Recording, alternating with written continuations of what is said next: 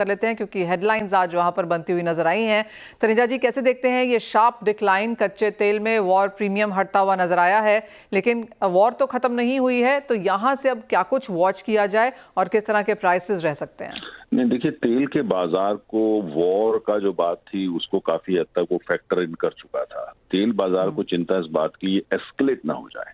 ऐसा ना हो कि इजराइल जो है वो ईरान के तेल और गैस के ठिकानों पर हमला कर दे और उसके बाद ईरान जो है वो अन्य देश जो पास के खाड़ी के देश हैं उनके जो तेल के ठिकाने हैं जैसे सऊदी अरब है, आबू धाबी है, कतार है, उन पे हमला ना कर दे। अब बाजार थोड़ा आश्वस्त हो गया है कि ऐसा नहीं हो रहा, कि भाई अब एस्केलेशन नहीं होगा, जो भी है वो एक दूसरे पे मिसाइल डाल देंगे, हमले कर देंगे, लेकिन जो काफी हद तक जो है जिसकी सूचना वो एक दूसरे को पहले ही आजकल दे रहे हैं या मित्र देशों को दे देते हैं। तो इसलिए बाजार अब इस पे ये आश्वस्त हो गया है कि अब ये एस्केलेट नहीं होगा, ये चलता रहेगा। जैसे यूक्रेन युद्ध को जो है बाजार ने जो है काफी हद तक फैक्टर इन करके आगे बढ़ गया था, अब धीरे धीरे बाजार को लग रहा है ये एस्केलेट होने वाला नहीं है और ये लिहाजा जो है बाजार अब इसकी चिंता जब खत्म हुई तो वापस जो है वो डिमांड एंड सप्लाई फंडामेंटल जो है उस पर धीरे धीरे जा रहा है और जो कीमत रिफ्लेक्ट कर रही है वो रिफ्लेक्ट कर रही है कि जो डिमांड एंड सप्लाई फंडामेंटल तेल के बाजार के वो क्या है। दूसरी बात, और कहीं ना कहीं तेल ये मान के चल रहा है तेल का बाजार और तमाम वो देश जो तेल का निर्यात करते हैं खास तौर से खाड़ी के देशों से,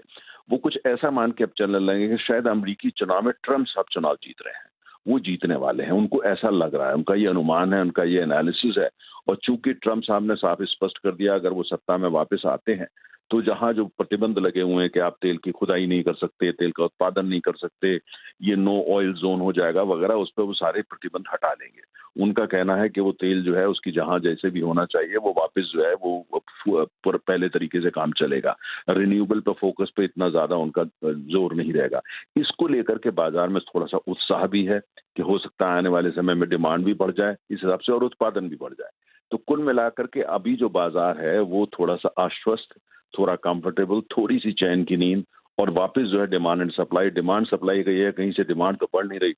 वो कोई सप्लाई डिसरप्शन होने वाला नहीं है, जितनी तेल चाहिए उससे ज्यादा तेल बाजार में उपलब्ध है, लिहाजा कीमतें दक्षिण की तरफ जा रही हैं और कोई आश्चर्य की बात नहीं होगी अगर यही माहौल बना रहता है और कहीं ना कहीं ट्रम्प साहब के जीतने के आसार भी बढ़ जाते हैं और युद्ध तो एस्केलेट हो ही नहीं रहा है, तो तेल की कीमत $65 पर बैरल अगर ब्रेंट वहां भी पहुंच जाए तो कोई आश्चर्य की बात नहीं होगी। जी हाँ, 70 और 75 के बीच में तो बहुत सारे ग्लोबल सेंट्रल बैंक्स यहाँ पर बात कर ही रहे हैं। एक इकलौती सिटी की रिपोर्ट है जो कहती है कि 60 तक की भी पॉसिबिलिटी है अगर वॉर प्रीमियम हटता हुआ नजर आए और सप्लाईज इसी तरह से यहाँ पर बढ़ती भी रहें। मिस्टर तनुजा, एक फाइनल सवाल देने, इंडियन मार्केट्स में हमने एक रिएक्शन ऑफकोर्स यहाँ पर आता हुआ देखा और काफ़ी समय से ये एक्सपेक्टेशन भी है कि यहाँ पर भी हम प्राइसेस में कुछ कटौती आता हुआ देखेंगे जो अब तक नहीं देखने को मिली है। बात सरकार ने यही की है कि अगर यहाँ पर प्राइसेस लंबे समय तक ठहरते हैं तो ही यहाँ पर शायद एक डिसीजन लिया जाएगा। अब क्योंकि एक रेंज में हम अटकते हुए नजर आए हैं, क्या सेंस है, क्या इंडिया से कोई रिएक्शन देखेंगे हम प्राइसेस पर? अच्छा प्रश्न है। देखिए, हमारे यहाँ जो पेट्रोल डीजल की कीमतें हैं, हालांकि मार्केट डीकंट्रोल्ड हो चुका है, कहने को अगर आप कागज के हिसाब से चलें तो भाई सरकार की तो कोई भूमिका होती नहीं है, लेकिन बड़ा चुनाव महाराष्ट्र में इस समय आ रहा है और बाकी जगह तो है, लेकिन महाराष्ट्र को चुनाव बड़ा महत्वपूर्ण है, तो हो सकता है उससे पहले जो है कहीं ना कहीं सरकार थोड़ा सा नज करे और ये कहे कि भाई थोड़ा पेट्रोल डीजल की कीमत कम कर दो। लेकिन महाराष्ट्र को एक संपन्न प्रदेश माना जाता है तो उसके लिए बहुत ज्यादा फर्क नहीं पड़ता पेट्रोल डीजल की कीमत पे। यूपी बिहार में ये ज्यादा इस चीजों का असर होता है या बंगाल में, उड़ीसा में, तो जरूरी नहीं है कैसा हो। लेकिन मेरा ये मानना है कि जो हमारी कंपनियां हैं, रिफाइनिंग कंपनियां, सब कुछ जो है ये अपनी फाइनेंशियल और बॉटम लाइन को ठीक करने में लगे हुए हैं, फाइनेंशियल हेल्थ को ठीक करना चाहते हैं। इसके अलावा तमाम चीजों पे जो आप देख रहे हैं, एलपीजी वगैरह पे जो सब्सिडी चलती है उसके लिए भी उनको कहीं ना कहीं से पैसा चाहिए होता है। ये तो वे फैसला कंपनियां टेक्निकली जरूर लेंगी, लेकिन फैसला काफी हद तक राजनीतिक होगा और उसकी अभी जो कोई बहुत ज्यादा जरूरत है कम से कम मुझे नजर नहीं आती। महाराष्ट्र का चुनाव एक जरूर है जिसके लिए शायद 2-3 रुपए कम हो जाए, लेकिन जैसे मैंने कहा महाराष्ट्र को तो माना जाता है ये तो संपन्न राज्य है, बहुत ज्यादा करने की आवश्यकता नहीं है, तो शायद वो भी ना हो, क्योंकि जो कीमत है अगर $65, जैसे आपने सिटी बैंक की बात करी, वो 60 की बात करें। तेल बाजार में हमारे जो सर्कल है क्लोज, उसके अंदर भी बहुत से लोग अब 60 की बात करने लगे, लेकिन मैं भी थोड़ा सेफ प्ले कर रहा हूँ, मैं 65 पे भी लेके चल रहा हूँ, 65 पे पहुंचने देंगे, फिर देखेंगे ओपेक क्या रिएक्ट करता है, रशिया की रिएक्शन क्या होती है, उसके बाद जो देखा जाएगा कि $60 की बात होती है नहीं, लेकिन फिलहाल ऐसा लग रहा है कि $65 पर बैरल ब्रेंट उस दिशा में जा रहा है, जो भारत जैसे बड़े आयातक देश के लिए मुझे लगता है अच्छी खबर है। वो उपभोक्ता को उसको कितना फायदा होगा, ये एक अलग बहस है।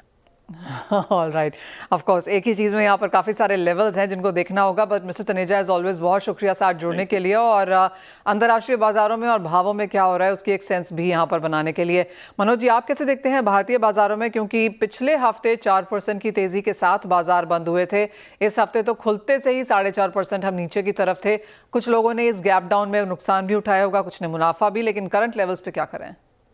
नमस्कार मनीषा जी, बिल्कुल यहाँ पे जो अनिश्चितता बनी हुई थी कि इजराइल जो है वो रिटेलिएट करेगा ईरान के ऊपर, तो कहीं ना कहीं वो अनिश्चितता काफी हद तक जो है समाप्त होती हुई नजर आई है। और दूसरा, यहाँ जिस तरह से जो बातें निकल कर आ रही है कि जो ईरान के ऑयल फैसिलिटीज है वहां पे अटैक जो है नहीं होगा इजराइल की तरफ से, तो उसी के चलते हम जो वॉर प्रीमियम है वो ईज होते हुए देख रहे हैं। तो एक दायरे का ट्रेड जो है आने वाले दिनों में यहाँ देखने को मिल सकता है। एक जो रिस्क प्रीमियम है वो ईज होता हुआ नजर आया है। तो हमारा मानना है कि भारतीय बाजारों में जो कच्चे तेल का नवंबर वायदा है वो कहीं ना कहीं 5,650 के आसपास जो एक सपोर्ट जो है लेता हुआ नजर आएगा। तो वर्तमान लेवल से और 125 रुपए तक की गिरावट यहाँ देखने को मिल सकती है, लेकिन कहीं ना कहीं निचले स्तरों पर हमारा मानना है कि फिर एक बार बेस जो है वो बनता हुआ नजर आएगा और कुछ दिनों के लिए कीमतें 5,650 से 6,000 के दायरे में जो है रह सकती है। तो अगर यहाँ पे निचले लेवल्स के आसपास अगर कीमतें आती है अगले 1 से 2 सेशन में, तो वो एक अच्छा लेवल होगा बाइंग के लिहाज से,